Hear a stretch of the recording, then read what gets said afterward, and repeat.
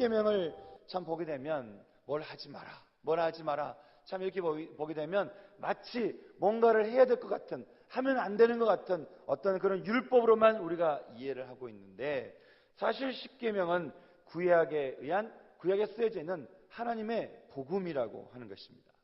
여러분, 복음은 무엇입니까? 좋은 소식이라고 하는 것이죠. 이것이 있으면, 이 십계명을 잘 지키면 그 길이 형통할 것이고, 만약 이 십계명이 그들에게 잊혀지고 분명하지 않게 되면 그들에게서 축복은 떠나가게 된다라고 말씀하고 있는 것입니다. 그래서 이 십계명은 하나님을 믿는 이들에게는 좋은 소식인 복음이라고 하는 것입니다.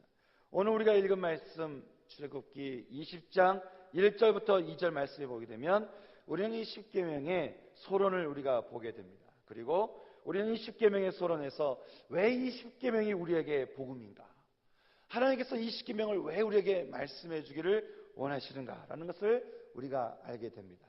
십계명을 말씀하시는 하나님의 마음이 있어요. 십계명을 말씀하시는 하나님의 생각이 있습니다. 어떤 것일까요?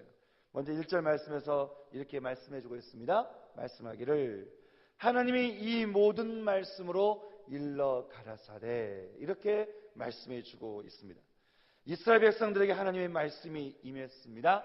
여러분, 왕의 말 한마디 한마디는 아주 중요한 한마디가 되는 것이죠.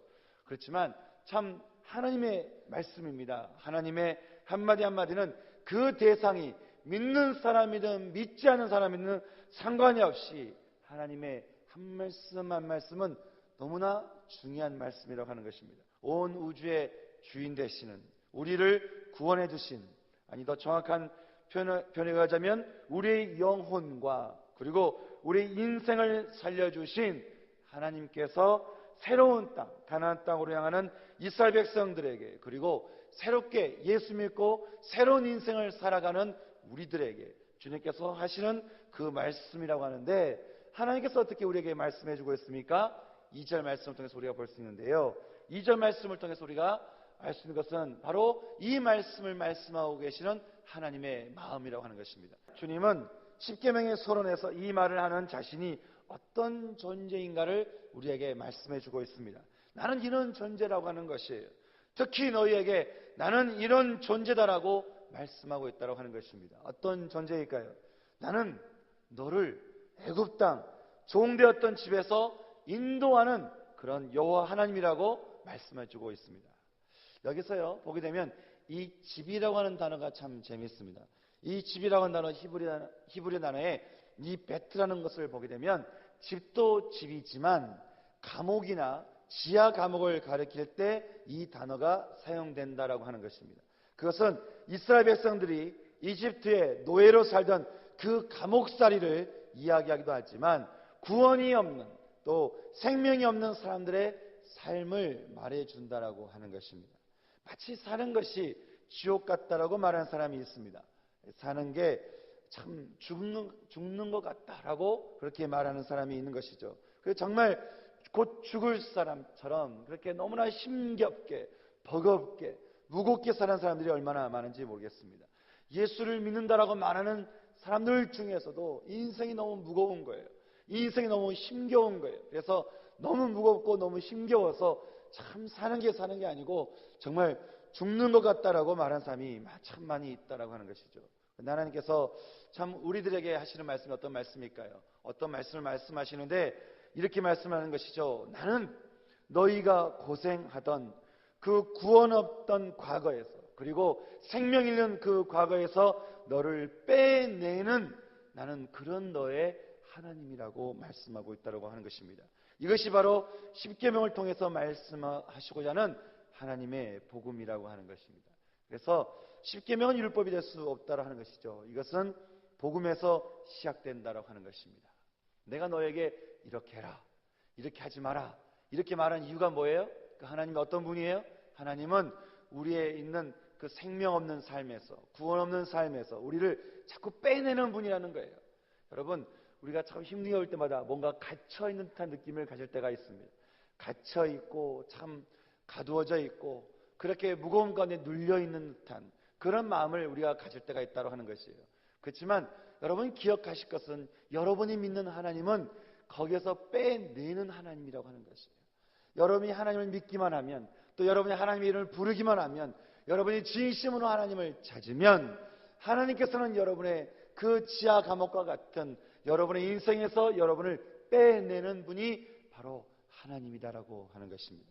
그래서 이렇게 그 빼내신 그 하나님께서 우리에게 이제 십계명을 말씀하시면서 너희가 이렇게 살라라고 우리에게 말씀해주고 있다라고 하는 것입니다.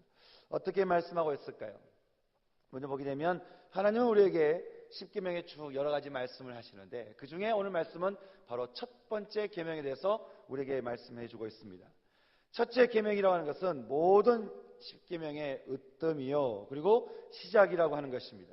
이것이 없으면 다른 계명들이 지켜질 수 없을 뿐더러 이것이 없이는 우리는 하나님의 축복도 형통함도 은혜도 경험할 수 없다고 하는 것입니다. 뭐라고 말씀하고 있습니까? 3절 말씀을 통해서 이제 드디어 그 사랑의 하나님께서, 또 생명이 없는 것을 빼내시는 하나님께서 이제 우리에게 아주 중요한 십계명의 첫 계명을 우리에게 말씀해 주고 있습니다. 나 외에는 이라고 하는 이 말이 참 재미있는 말입니다. 보게 되면 이 말에서 히브리어에서 알판이라는 이 말인데요, 여기서 이 알이라고 하는 단어는 바로 올라가다라고 하는 뜻을 가진 알라에서 파생된 그 단어로서 위에 넘어서다, 대항하다라는 그런 뜻을 가지고 있습니다. 그리고 파나이라는 이 말은 무엇을 어디를 향하여라는 뜻을 가진 어떤 단어에서 파생된 단어로서 얼굴, 앞 등의 뜻이 있습니다. 따라서 이 말을 직역하면 나의 얼굴을 넘어서서, 나의 얼굴 뒤에서, 나의 얼굴을 대항하여서라는 그런 말로 우리는 해석해 볼 수 있습니다. 다시 말해서 너가 나를 제외한, 나와 대립되는, 나를 넘어서는 다른 신들이 너에게서는 있어서는 안 된다라고 말씀하고 있는 것이죠. 그럼 여기서 한 가지 질문이 있습니다. 그렇다면 그럼 과연 다른 신이 있다라는 말일까요? 너희가 나를 제외하고는 다른 신을 섬기지 말라고 할 때 여기서 말하는 이 다른 신이 과연 진짜 다른 뭐가 신이 있어서 너는 나 외에는 그 다른 신을 믿지 말라, 그런 말일까요? 오늘 말씀 보면 우리가 좀 다르게 해석해 볼 수 있습니다. 왜냐하면 여기서 이 다른이라는 이 말은 another, 다시 말하면 또 다른이라는 그런 의미가 아니라 이상하다, 헛되다, 이런 의미를 가지고 있다라고 하는 것입니다. 따라서 또 다른 신이라고 하는 것은 이 말씀은 어떤 말씀을 의미하냐면 참 이상하고도 헛되면서 존재하지도 않는 신이라고 불려진 그것에 대해서 이야기하고 있다라고 하는 것입니다. 다시 말하면 신이 없다라고 하는 것이에요. 이상하고도 헛되면서도 또 우리가 참 존재하지도 않는 그런 신이라고 불려지는 그런 존재를 너는 어떻게 말합니까? 그래서 너에게는 있어서는 안 된다.